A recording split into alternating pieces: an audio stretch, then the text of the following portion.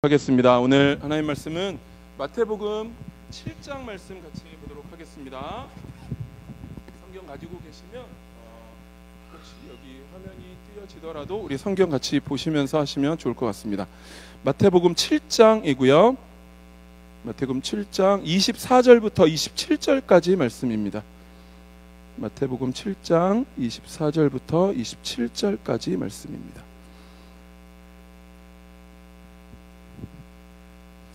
예, 제가 읽어드리도록 하겠습니다. 눈으로 쭉 따라서 읽으시면 좋을 것 같습니다. 마태복음 7장 24절. 그러므로 누구든지 나의 이 말을 듣고 행하는 자는 그 집을 반석 위에 지은 지혜로운 사람 같으리니 비가 내리고 창수가 나고 바람이 불어 그 집에 부딪히되 무너지지 아니하나니 이는 주추를 반석 위에 놓은 까닭이요 나의 이 말을 듣고 행하지 아니하는 자는 그 집을 모래 위에 지은 어리석은 사람 같으리니 비가 내리고 창수가 나고 바람이 불어 그 집에 부딪힘에 무너져 그 무너짐이 심하니라. 아멘. 하나님 말씀입니다. 제가 오늘 수요기도의 말씀으로 제목을 누가 지혜로운 사람인가 라는 제목으로 하나님 말씀 함께 마태복음 7장 말씀으로 보려고 합니다. 제가 여기 이제 이쪽으로 천안으로 이전을 하기 전에 저희 원래 이제 출석하던 교회에서 계속 이렇게 금요일 날이나 주일 날이나 찬양 인도를 앞에서 했거든요. 그래서 아주 호기롭게 찬양 인도도 오랜만에 한 7, 8개월 만에 하면 참 좋겠다 싶어서 했는데 원래 제 이 성대가 되게 강한 사람이라고 생각을 했거든요. 근데 한 7, 8개월 지금 이걸 쉬었더니 소리가 와 이게 되게 힘드네요. 예. 예. 원래 소리가 더 좋았어요. 근데 지금 이 양해를 해주시면 좋겠습니다. 앞으로 더 훈련을 많이 해야 되겠죠. 제목이 뭐였다고요? 누가 지혜로운 사람인가? 예, 아직 영상이나 뭐 이건 안 되니까 잘 기억하시면 될 것 같습니다. 지난 한 2주, 3주 전쯤 저희 주일 오후 예배 때 이 자리에 섰었는데요. 제가 소개를 했었지요. 복습 한 번만 해볼까요? 제가 오종철이라고 하고요. 뒤에 전도사 뭐라고요? 네, 전도사 나부랭이입니다. 예, 잘 기억하고 계시네요. 예, 호칭이 하나가 더 있어요. 저를 부르는 호칭이 하나가 더 있는데요. 집에서 저희 셋째 아이가 지금 이제 초등학교 5학년 된 셋째 아이가 저를 부르는 별명이 있어요. 제가 은준아 이것 좀 해라 그러면 얘 돼지 이렇게 불러요. 돼지. 예, 저를 돼지라고 불러요. 아빠라고 잘 안 해요. 그냥 돼지라고 불러요. 오늘도 학교 갔다가 저를 이렇게 딱 만나면 저를 이렇게 안고 여기 이제 이걸 이렇게 안아보면서 왜 이렇게 더 뚱뚱해졌어? 뭐 이런 얘기들을 막 하면서 자존감을 막 낮춰요. 그래서 제 오늘 처음 이야기 시작이 돼지부터 시작을 하려고 하는 거예요. 예. 오늘 제가 이 누가 지혜로운 사람인가 마태복음 7장 소위 이 두 건축가 이야기라고 얘기하죠. 모래 위에 집을 지은 사람 또 반석 위에 집을 지은 사람. 많이들 아시는 성경 구절일 건데요. 이 구절을 읽을 때 언젠가부터 아기돼지 삼형제 이야기가 생각이 나더라고요. 우리 지금 여기 보니까 초등학생들 어린 친구들이 몇 있어요. 아기돼지 삼형제 이야기 아시죠? 예, 영국의 전래 동화라고 얘기하더라고요. 뭐 이야기는 아실 거예요. 옛날에 엄마 돼지랑 애기 돼지 3명이 이렇게 같이 살았어요. 3형제가 살았어요. 그런데 엄마 돼지가 아기 돼지들이 이제 어느덧 자라서 독립시킬 때가 된 거죠. 그래서 야, 얘들아 이제 너희들 각자 살 집을 짓고 살아라 이래서 내보냈어요. 그랬더니 새 돼지 중에 첫째 돼지가 뭘로 집을 지었죠? 지푸라기로 집을 지었어요. 둘째 돼지는요? 뚱땅뚱땅 나무로 집을 지었어요. 셋째 돼지는 벽돌로 집을 지었어요. 우리 그 이야기 다 아시니까 이미 아마 결론이 났어요. 누가 지혜로운 돼지였어요? 셋째 돼지라고 우리는 이미 알고 있잖아요. 그런데 한번 여러분들 이야기를 처음 듣는다 생각해 보시고 집을 짓는 것에서 이야기가 끝나는 걸로 한번 생각해 보실래요? 집을 짓는 거에서 끝나는 걸로 한번 생각을 보세요.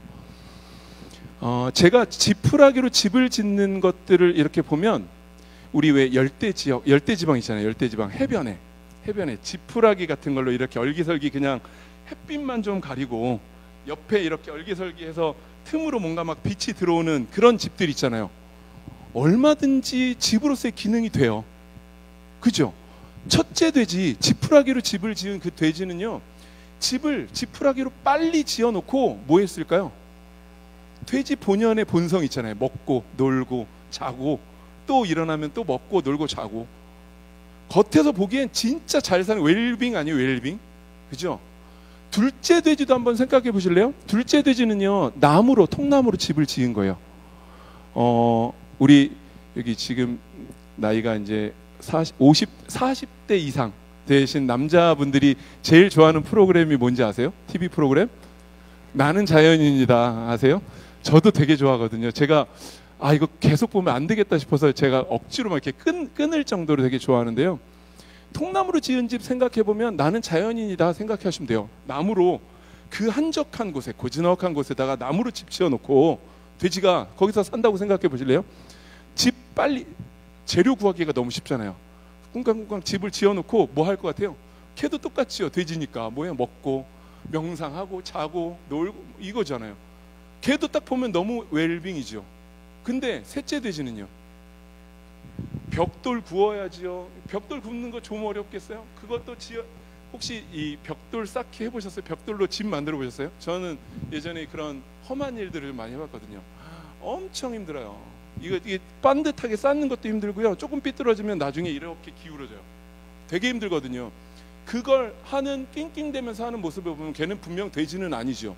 진짜 부지런한 거죠. 거기까지만 놓고 보면 누가 지혜로운 돼지예요? 첫째 돼지나 둘째 돼지가 훨씬 더 지혜로운 돼지예요. 그런데 우리는 왜 셋째 돼지가 지혜로운 돼지라고 알고 있어요? 그 다음 이야기 때문이죠. 뭐가 나타났어요? 늑대가 나타났어요.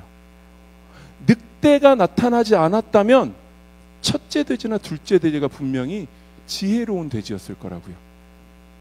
제가 오늘 이 마태복음 7장 말씀을 보면서 그 아기돼지 삼형제 이야기가 생각이 났던 것들이 나서 여러분들과 같이 나누고 싶은데요. 우리 마태복음 7장에 대해서 제가 잠깐 좀 말씀을 드릴게요. 마태복음은요, 누가 썼을까요? 마태가 썼지요. 그죠? 잘 아시죠? 마태가 썼어요. 마태가 썼고요. 누구를 위해서 쓴지 혹시 아세요? 마태복음이 누구를 위해서 썼냐면 유대인 기독교인이에요. 그 예수님이 승천하신 다음에 안디옥을 중심으로 모여 있었던 유대인인데, 원래 유대인은 예수님을 인정 안 했던 사람들이잖아요. 그런데 유대인인데 예수님이 메시아였던 것 같아 라고 예수님을 메시아로 모셨던 그 기독교인들이 모여 있었던 그 공동체에게 마태가, 자기 제자 마태가 자기가 보고 들었던 예수님에 대해서 기록을 해놓은 거예요. 근데 그 주제가 거의 다 무엇으로 향해 있냐면 하나님 나라에 대해서 향해 있어요. 1장부터 28장까지의 모든 지향점이 하나님 나라에 대한 이야기로 기록이 되어 있어요. 마태복음에는요, 예수님의 설교가 나와 있거든요. 마태복음에는 예수님의 설교가 총 5파트가 나와 있어요. 예수님의 그 설교, 사도 바울의 설교도 되게 중요한데요. 예수님이 직접 하신 설교는 여러분들 진짜 더 중요할 것 같잖아요. 마태복음의 제일 처음에 예수님께서 하셨던 설교가 지금 우리가 본 7장이 포함되어 있는 5장부터 7장까지의 말씀이 마태복음에 나와 있는 예수님의 첫 번째 설교 말씀이에요. 우리 마태복음 5장을 한번 좀 펴보시겠어요? 마태복음 5장을 한번 이렇게 펴보시면 요즘에 성경은 다 이 색깔로 표시가 되어 있잖아요. 예수님의 말씀은 아마 신약에는 빨간색으로, 구약에는 하나님의 말씀은 파란색으로 이렇게 기록되어 있을 건데요. 5장부터 쭉 보시면 전부 다 빨간색이죠. 5장, 6장, 7장 전부 다 빨간색이에요. 이게 예수님의 첫 번째 설교예요. 자, 우리 5장부터 빠르게 넘어갈게요. 그 위에 달려있는 소 제목을 한번 좀 보시면서 보세요.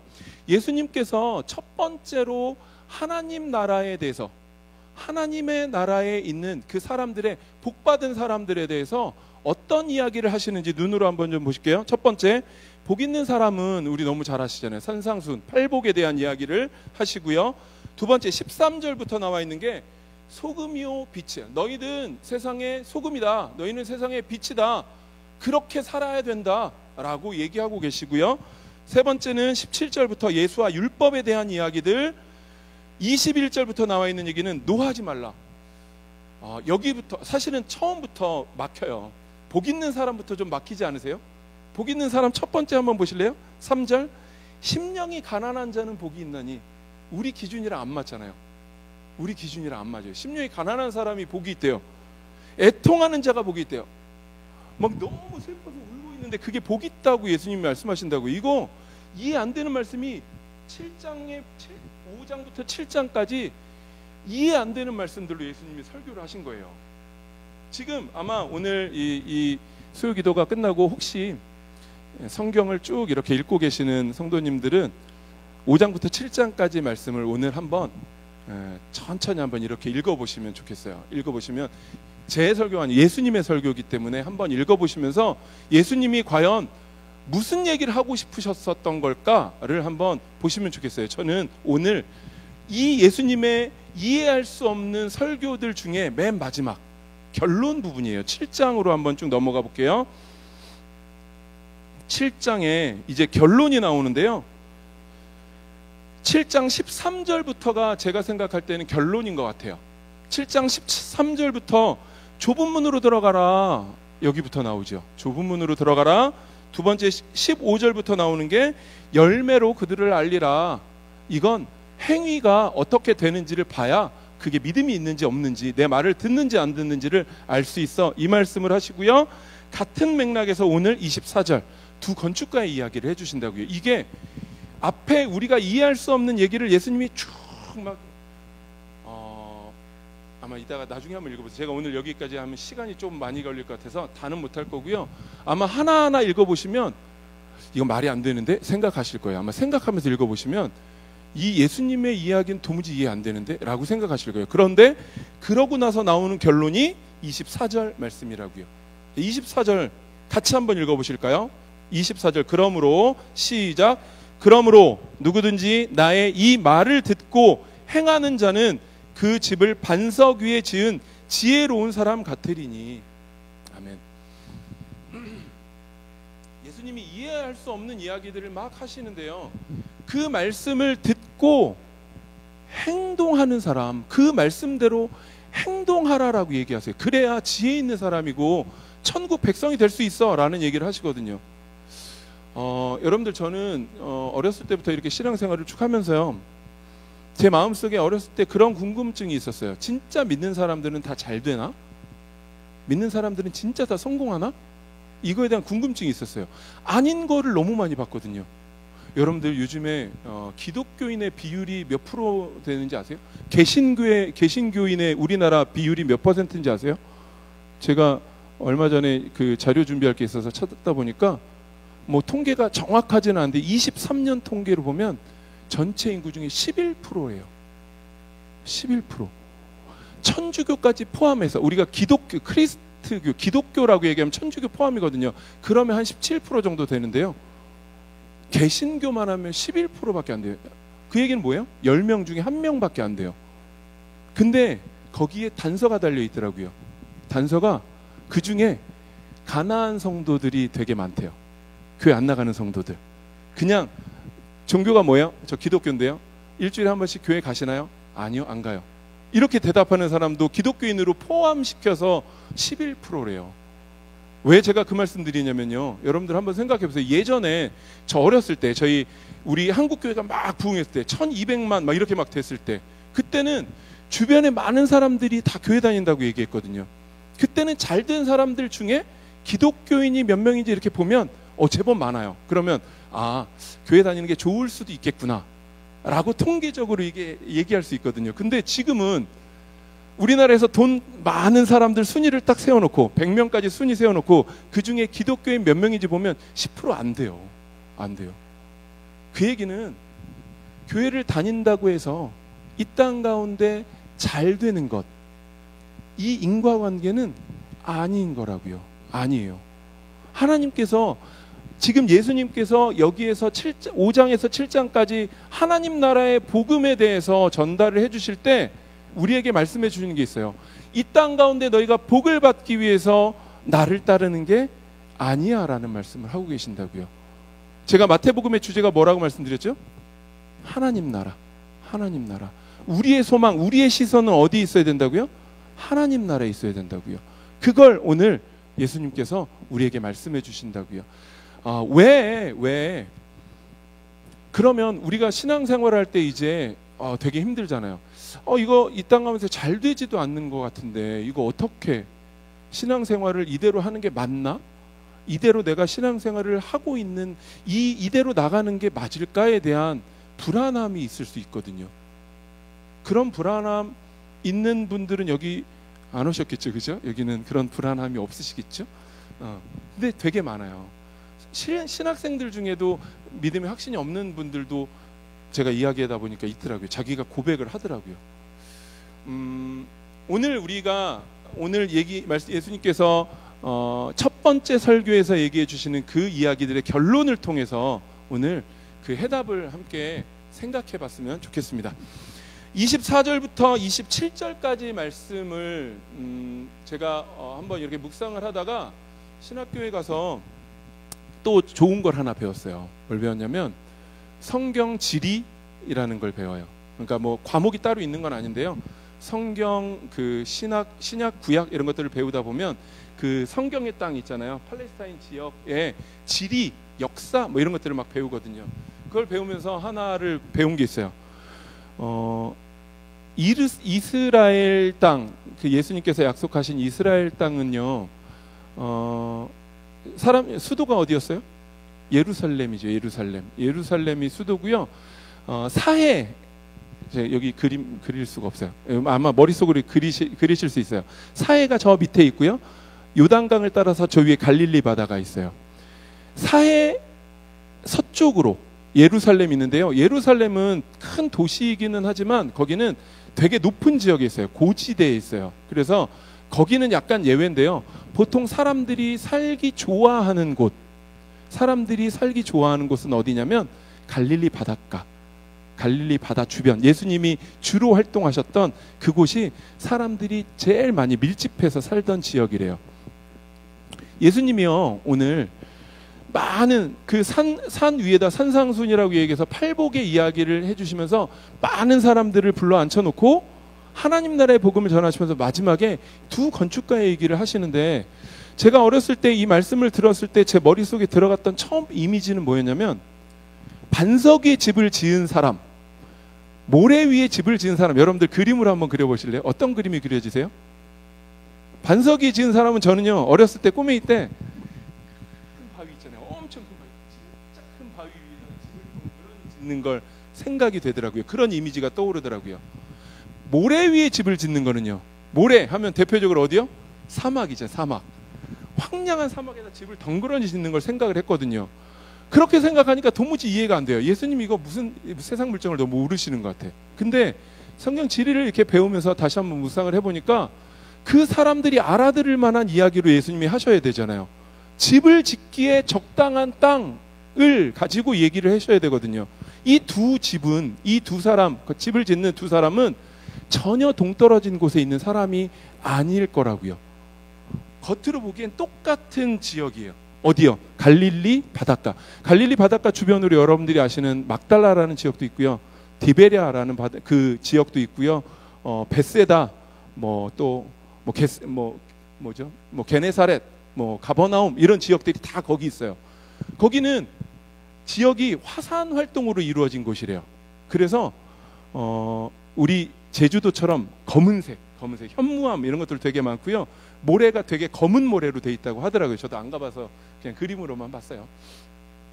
딱 바닷가 주변으로는 너무 땅이 좋아요. 폭신폭신한 그 충적토라고 얘기하죠. 이렇게 쌓인 흙으로 돼 있고요. 그 바로 조금 벗어나면 이제 단단한 안반으로 이렇게 이루어져 있다고 하더라고요. 첫 번째, 모래 위에 집을 짓는 사람을 한번 생각을 해보세요. 모래 위에 집을 짓는 사람, 집을 지으려고요, 삽으로 그 아주 이 평평한 땅, 아주 이 부드러운 땅에다 삽으로 푹 팠어요. 충족토니까 삽이 얼마나 잘 들어가겠어요. 쑥 들어가죠. 와, 이거 집 짓기 너무 좋네. 그래서 기둥을 세우는데요. 기둥을 세우는데 어렵지 않게 몇 번 파서 기둥을 쾅쾅쾅 보니까 기둥이 쑥쑥 들어가요. 집을 짓는데 너무 쉽게 짓는 거죠.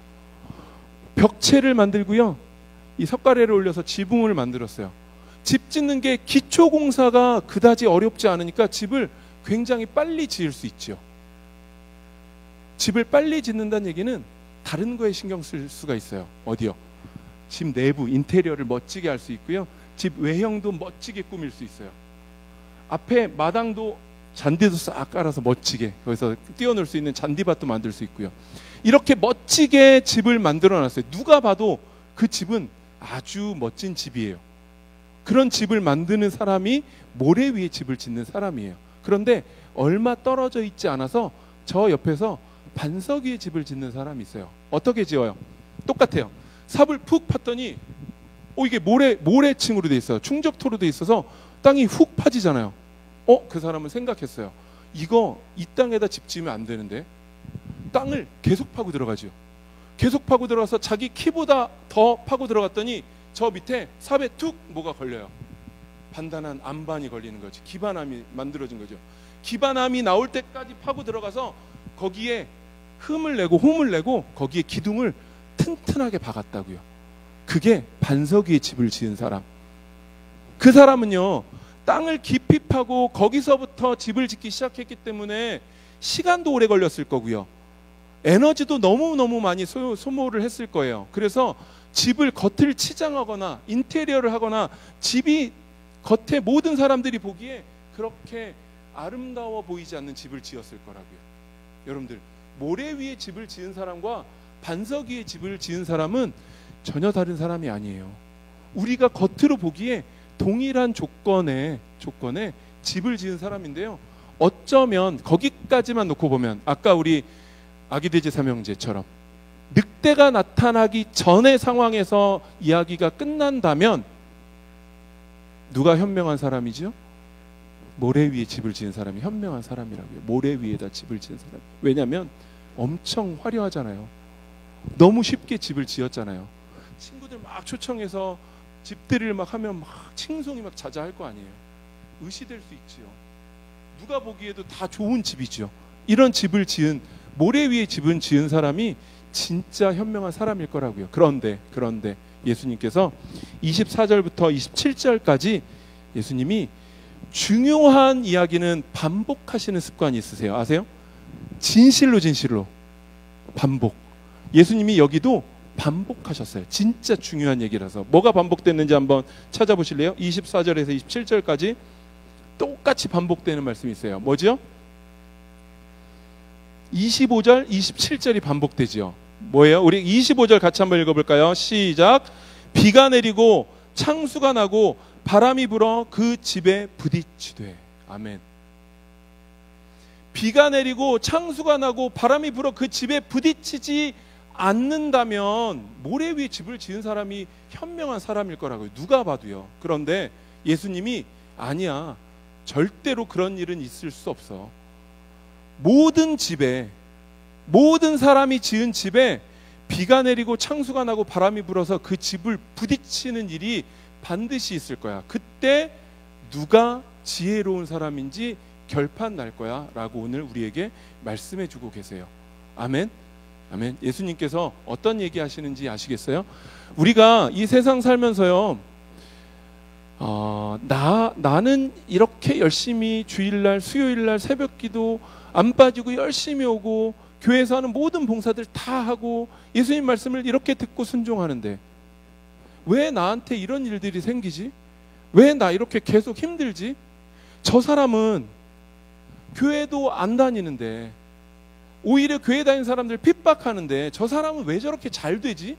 아니, 저 집사님은, 저 권사님은 새벽기도도 빠지고 교회 봉사도 안 하고 저렇게 뺀질대는데 왜 저 권사님한테는 저렇게 좋은 일들만 있지? 라고 생각하실 수 있어요. 오늘 예수님께서 그 생각하는 주의 백성들에게, 하나님 나라 백성들에게 아니야, 절대로 그거 좋은 거 아니야. 이 땅 가운데서 아무리 좋다 하더라도 반드시 비가 내리고 창수가 나고 바람이 불어서 부딪히는 일이 있을 거야. 여러분들, 비가 내리고 창수가 나고 바람이 불어서 부딪히는 일이 뭐라고 생각하세요? 우리 인생의 끝이죠. 그 사람들도 잘 될 수 있고요, 우리도 잘 될 수 있지만 그 사람과 우리의 모든 것들이 다 다르게 방향으로 나갈 수 있지만 최종적으로 같아지는 게 있어요.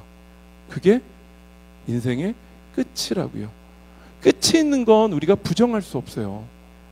그 끝에 분명히 내가 거기서 옳고 그름을 판정할 거야. 절대로 흔들리지 마. 믿음의 반석 위에, 우리 여기 반석이 나오는데 반석은 헬라어로 페트라, 베드로 있잖아요. 베드로. 반석, 믿음의 그 반석 위에다가 집을 짓고 절대로 흔들리지 마. 지금 어려운 일이 있어도 그건 너를 위한 내 계획이야. 하나님의 섭리야라고 말씀하고 계신다고요. 나중 결국에는 하나님의 그 믿음의 반석 위에 세워진 우리들이 하나님 보시기에 가장 좋은 결말로, 하나님 보시기에 가장 아름다운 하나님의 백성으로 하나님께서 우리를 영원한 처소로 맞아주실 거라고요. 제가 신학하기 전에 똑같이 이렇게 우리 제 아주 오랜 친구와 이제 만나서 이야기를 하는데요. 그 친구한테 되게 어려운 일이 있었어요. 되게 어려운 일이 있어서 그 어려운 일에 대해서, 애가 5이 있는 친구거든요. 저보다 하나가 더 많아요. 5이 있는 친구인데 아내가 죽었어요. 그래서 애 5을 혼자 지금 키우고 있어요. 캐나다에서 혼자 키우고 있는 친구가 있는데, 그 친구가 한국에 와서 저랑 얘기를 하면서, 그 친구도 어렸을 때부터 신앙생활을 했던 친구거든요. 그런데 하나님에 대해서 원망을 엄청 하더라고요. 너무 힘들잖아요.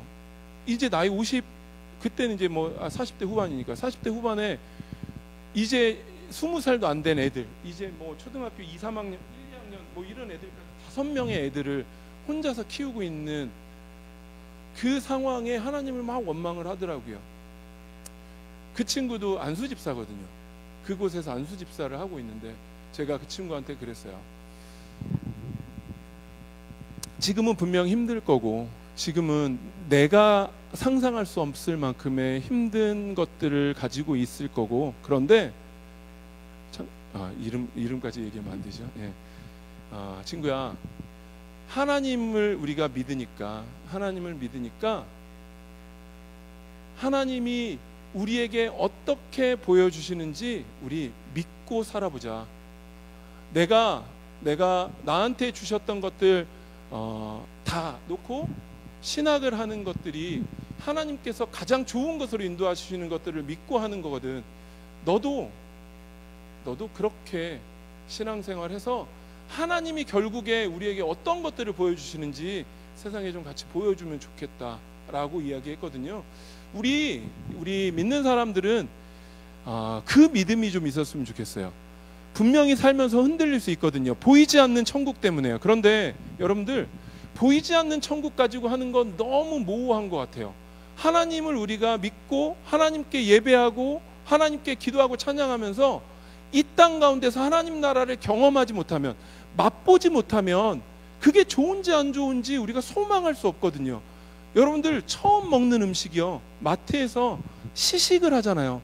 시식을 해보지도 않고 덥석 사는 거 너무 어리석은 거예요. 그건 너무 어리석어요. 왜냐하면 그거 잘못된 결과가 있을 수 있거든요. 시식을 해보고 맛이 좋으면 그걸 더 우리는 갈망할 수 있다고요. 여러분들, 이 땅 가운데서 하나님 나라에 대한 그 너무 벅찬 기쁨, 감격, 이것들은 하나님께서 우리에게 주실 영원한 처소에 비하면 정말 비할 바도 아니지만, 그 맛을 보지 못하면 우리가 그거 소망할 수 없어요. 우리 하나님께서 오늘 우리에게 말씀해 주시는 이 마태복음 7장 24절에서 27절까지의 말씀 통해서 우리 이 시간 함께 좀 기도하고 나아갔으면 좋겠는데요. 하나님, 내가 이 땅 가운데 살면서 믿지 않는 사람들로 인하여서, 믿지 않는 사람들이 잘 되는 것으로 인하여서 흔들릴지라도 주님, 하나님께서 주시는 하나님을 만난 기쁨을 가지고, 그 흔들리지 않는 믿음 가지고 저 영원한 천국을 소망하며 살아가게 주님 도와주시옵소서. 우리 이렇게 함께 좀 기도하며 나아갔으면 좋겠습니다. 우리 기도하실 때에, 기도하시기 전에 우리 아무것도 두려워 말라 우리 찬양하실 텐데요, 찬양의 가사를 우리 하나하나 좀 우리의 고백으로 드리며 이 찬양하시고 우리 함께 한음성으로 기도했으면 좋겠습니다. 아무것도 두려워 말라, 아무것도 두려워 말라, 주 너의 하나님이 지켜주시네. 놀라지 마라, 겁내지 마라, 주님 나를 지켜주시네. 아무것도 두려워 말라, 아무것도 두려워 말라, 주 나의 하나님이 지켜주시네. 놀라지 마라, 겁내지 마라, 주님 나를 지켜주시네. 내 맘이 힘에 겨워, 내 맘이 힘에 겨워 지칠지라도 주님 나를 지켜주시네. 세상의 험한 풍파 몰아칠 때도 주님 나를 지켜주시네.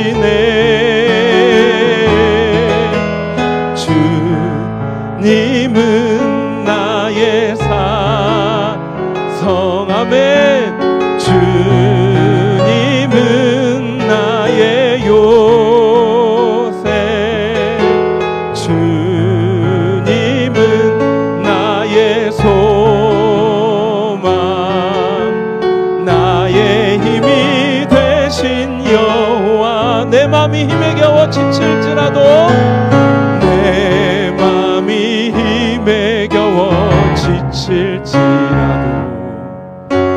주님 나를 지켜주시네. 아멘. 세상의 험한 풍파 몰아칠 때도 아멘.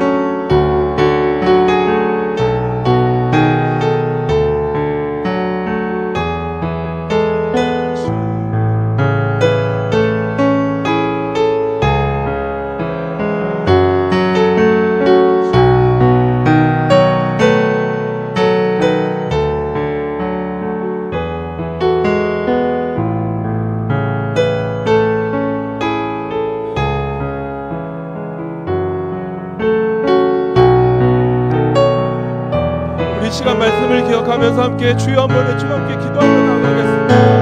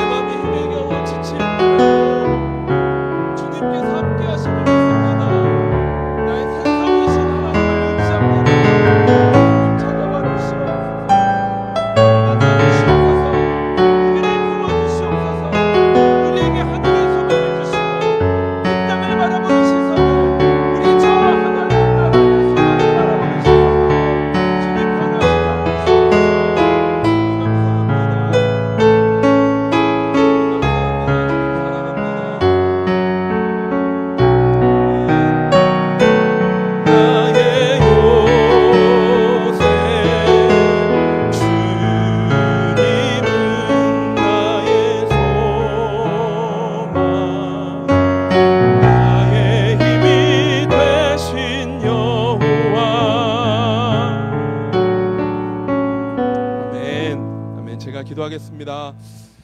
하나님 감사합니다. 오늘도 우리들 만나주셔서 주님 감사합니다.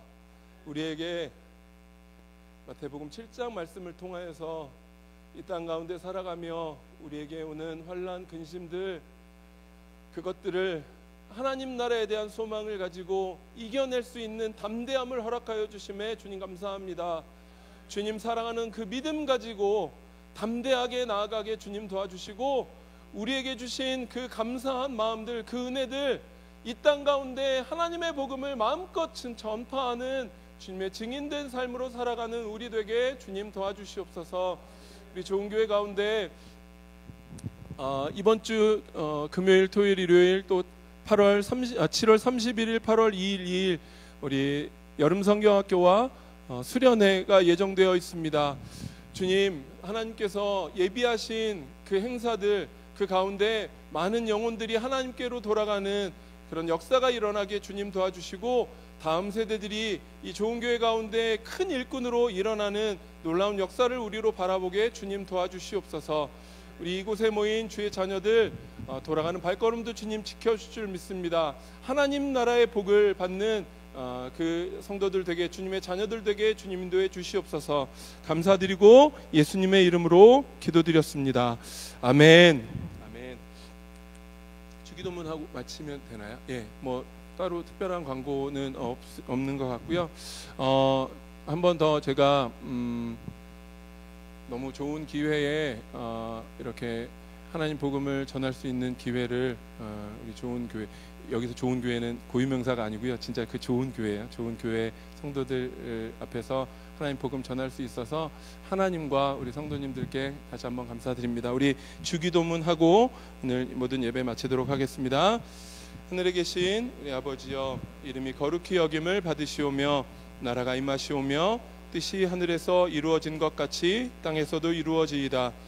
오늘 우리에게 일용할 양식을 주시옵고, 우리가 우리에게 죄를 사하여 준 것 같이 죄를 사하여 주시옵고, 우리를 시험에 들게 하지 마시고 다만 악에서 구하시옵소서. 나라와 권세와 영광이 아버지께 영원히 있사옵나이다. 아멘.